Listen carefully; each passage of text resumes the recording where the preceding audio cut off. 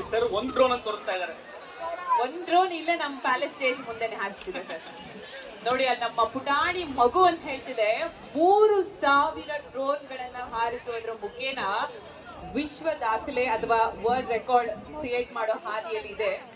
ಜೊತೆಗೆ air show ಇದೆ and ಬೇರೆ ಊರುಗಳಿಂದ ಬಂದಿರೋರಿಗೆ ನಮ್ ಭಾಗದ ಊಟ ಬೇಕು, ಮೈಸೂರಿನ ವಿಶೇಷವಾದ ಖಾದ್ಯ ಬೇಕು ಅಂತ ಹೇಳಿದ್ರೆ ಮೈಸೂರಲ್ಲಿ ಆಹಾರ ಮೇಳ ಕೂಡ ನಡೀತಾ ಇದೆ. ಇನ್ನೇನೇನ್ ನೋಡಬಹುದು ಪ್ರಮೋದ್ ನಾವು? ಮೈಸೂರಲ್ಲಿ ಆಹಾರ ಮೇಳ 140 ಮಳಿಗೆಗಳು, 1-2 ಅಲ್ಲ, 140 ಸ್ಟಾಲ್ಸ್ ಇದೆ. ಎಲ್ಲಾ ರೀತಿಯಾದ ತಿಂಡಿಗಳು ಬಂದಿದೆ. ಹೋಗಿ ನೀವು ತಿಂದು ರುಚಿ ನೋಡ್ಬೋದು.